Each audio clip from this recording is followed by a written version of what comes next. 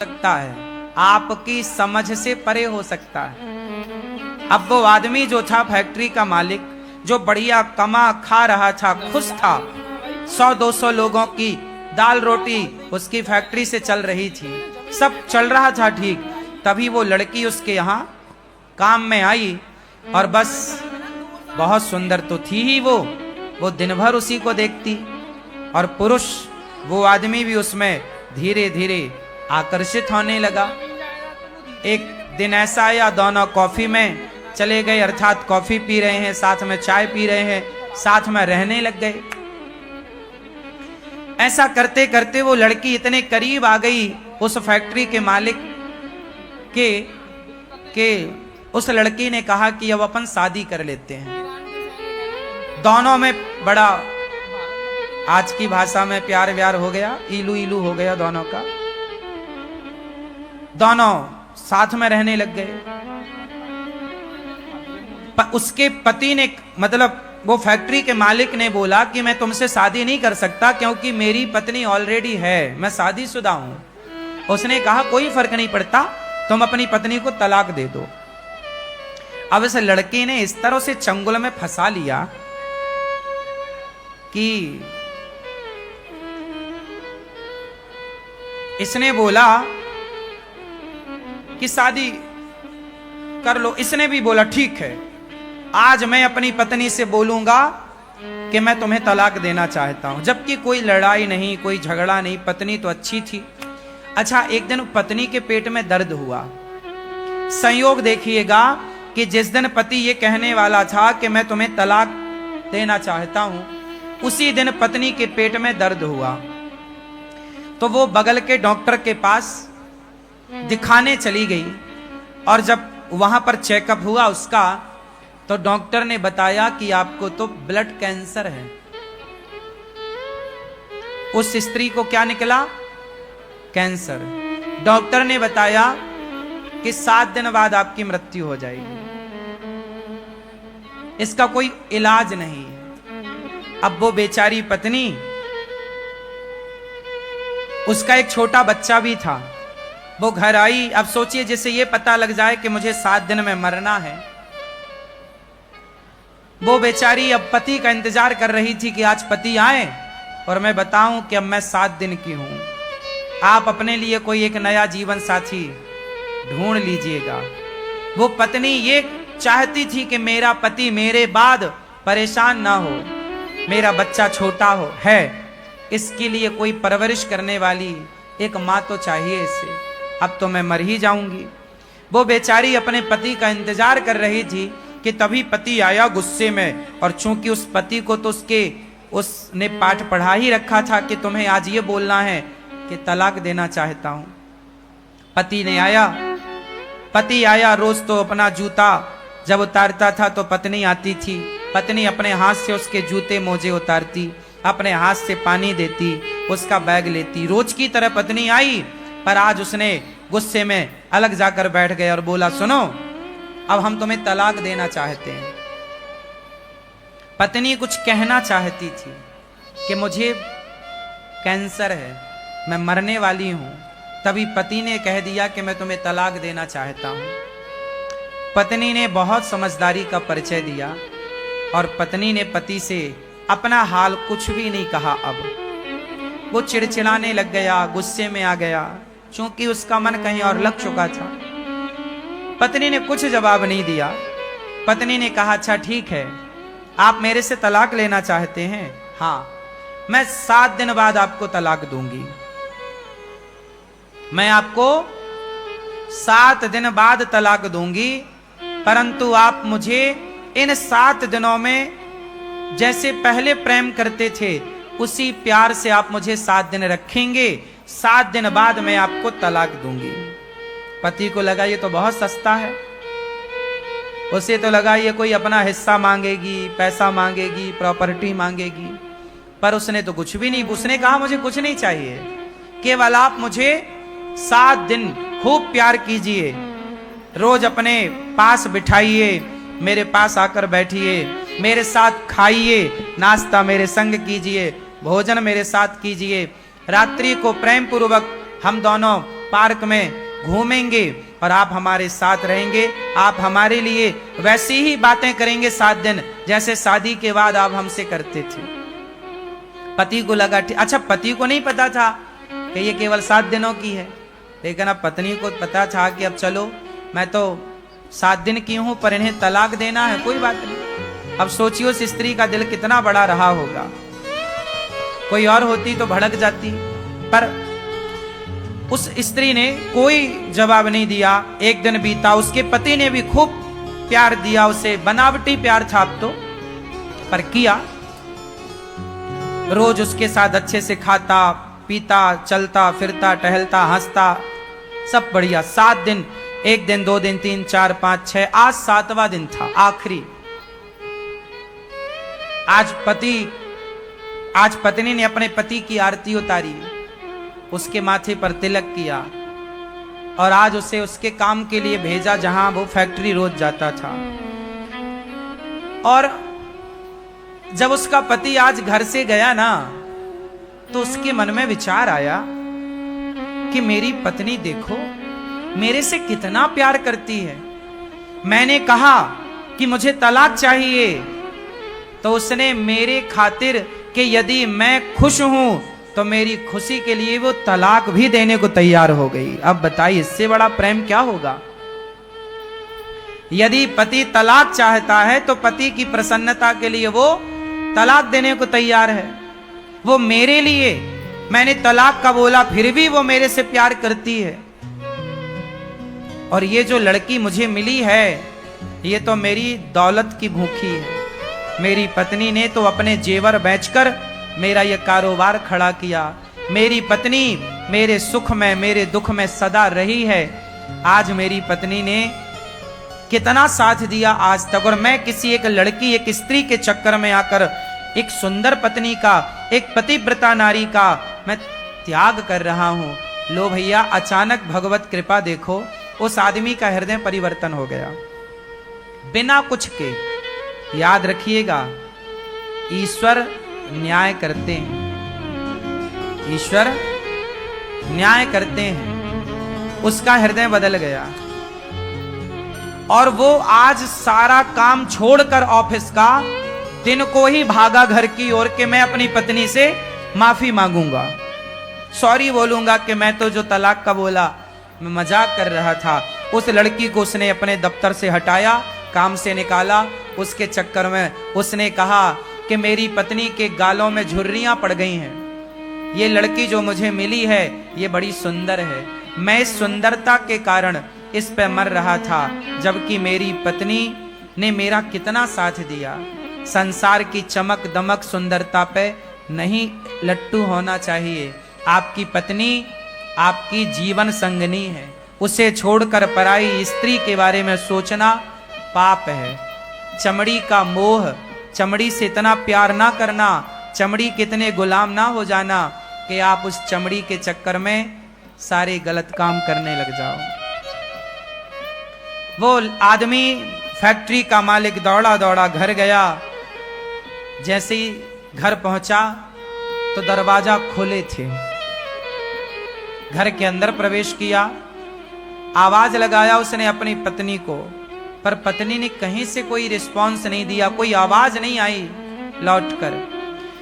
वो सोचा रसोई में होगी, रसोई में पत्नी नहीं, यहां होगी वहां होगी, सारी जगह देखा, उसकी पत्नी थी ही नहीं। तब वो अपनी पत्नी के कमरे में गया ऊपर, और जब कमरे में जाकर देखा तो उसकी पत्नी बिस्तर पर पड़ी हुई थी और बगल में एक कागज था। वो कागज में कुछ लिखा था। वो पत्नी को जगाया, अरे देखो मैं आ गया, भाग्यवान, सुनो मैं तो तुमसे मजाक कर रहा था, मुझे माफ कर दो, सॉरी। वो बहुत बोलता जा रहा, पर पत्नी तो सुनने को तैयार नहीं, वो तो बिस्तर में पड़ी। वो पड़ी क्या थी?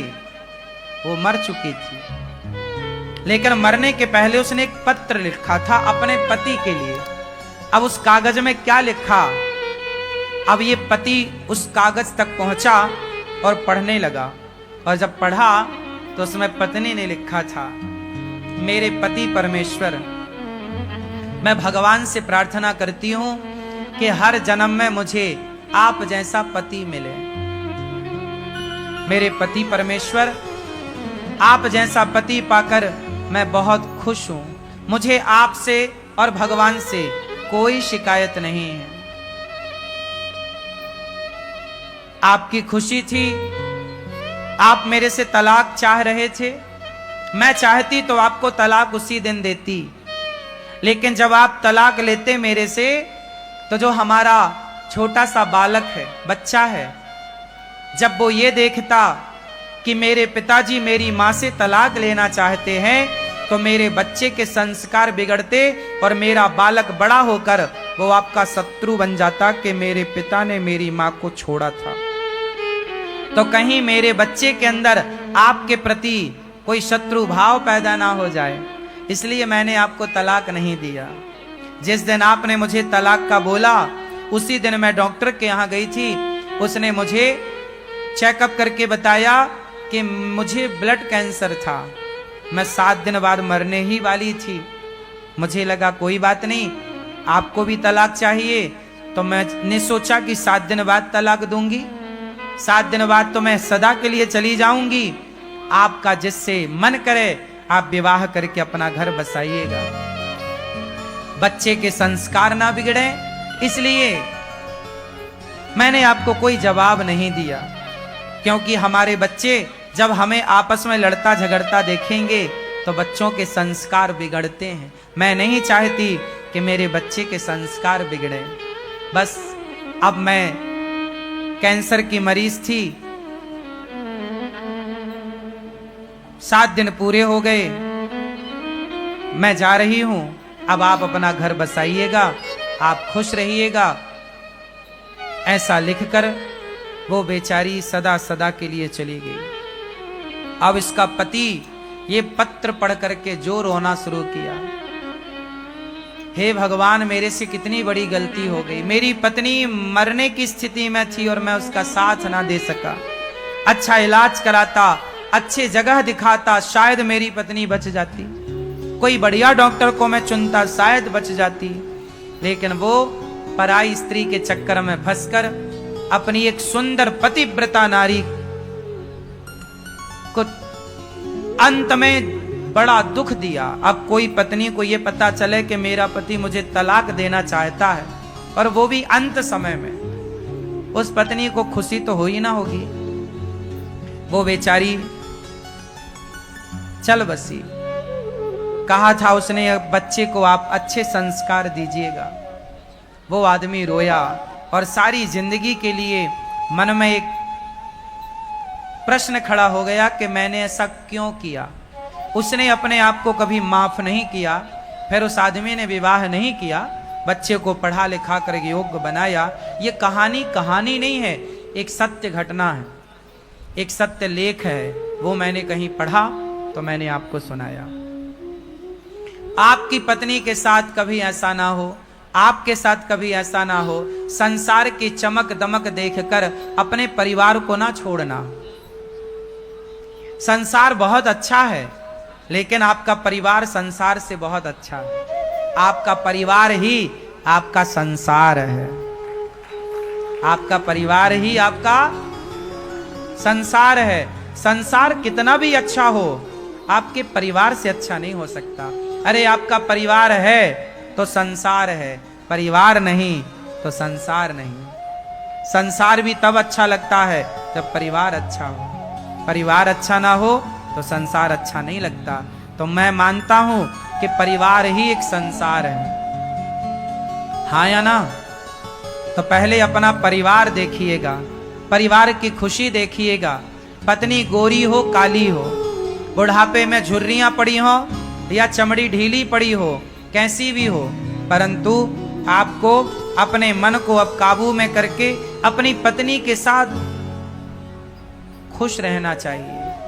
जिंदगी ढोना नहीं चाहिए। देखो, जिंदगी को बोझ ना बना लो, चलो अब तो तुम्हारे संग रहना ही पड़ेगा ना, ऐसा नहीं। खुशी खुशी रहो, प्रसन्न चित्त से रहो, हंसते हुए रहो, मुस्कुराते हुए रहो।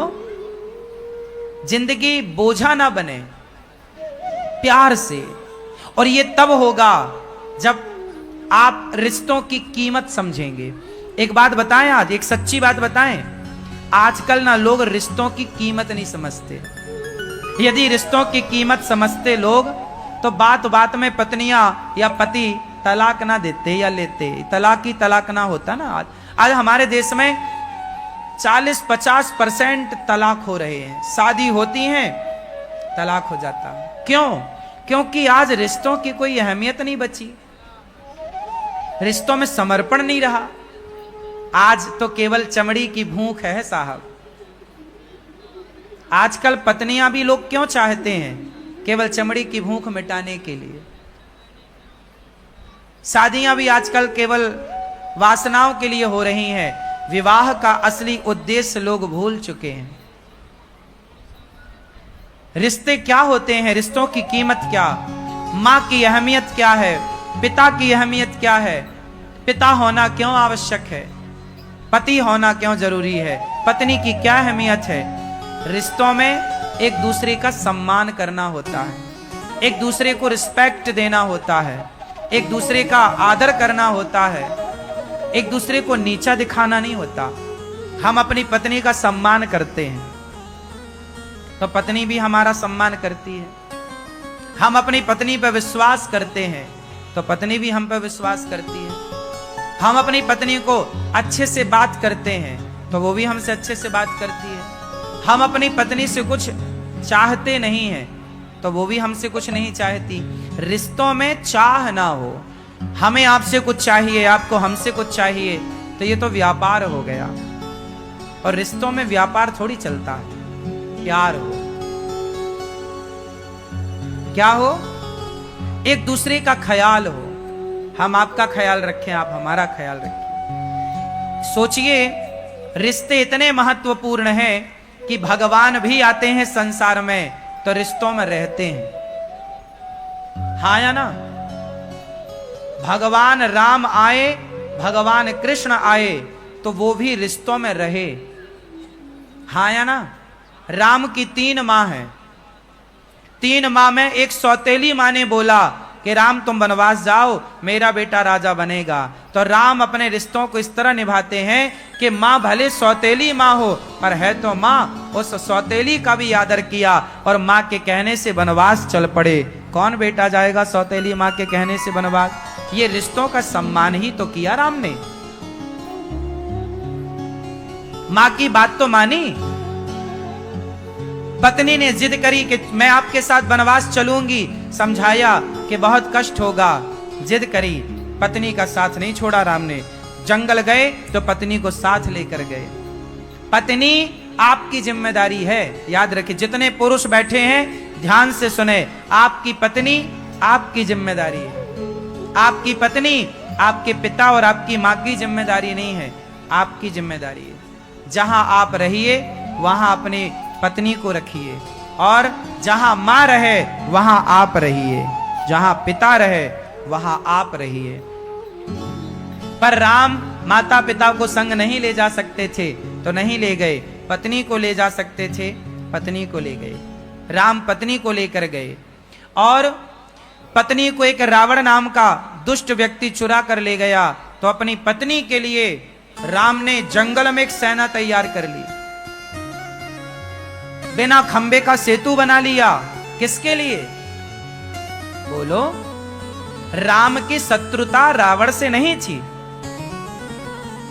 राम रावण को शत्रु नहीं मानते थे। राम ने रावण को इसलिए नहीं मारा कि तुमने मेरी पत्नी का अपहरण कर लिया। राम ने रावण को इसलिए मारा कि रावण भक्तों पर अत्याचार करता था। साथ ही रावण ने वो काम किया जो उसे नहीं करना चाहिए। कौन सा काम? एक स्त्री को उसकी मर्जी के खिलाफ उसके साथ व्यवहार करना, यह राम को मंजूर नहीं था। अपनी पत्नी को सम्मान के साथ वापस लाए राम। रावण को मारकर नारी के लिए, अपनी पत्नी के लिए रावण जैसी ताकत से लड़ना पड़ा तो राम जी लड़े हैं। किसके लिए? पत्नी के लिए। राम की 2 जिम्मेदारी थी, एक पत्नी और एक भक्त विभीषण को लात मार के निकाला रावण ने, राम ने नाश कर दिया। इसलिए पत्नी का आदर करिए, पत्नी आपकी जिम्मेदारी है, माता पिता हमारी जिम्मेदारी है। एक पुरुष की जिम्मेदारी, लोग कहते हैं स्त्रियों की जिम्मेदारी ज्यादा होती है, माय का पक्ष ससुराल पक्ष, हाँ बात सही है, स्त्रियों की जिम्मेदारी ज्यादा है, पर स्त्रियों से भी ज्यादा यदि माने तो पुरुष की जिम्मेदारी है।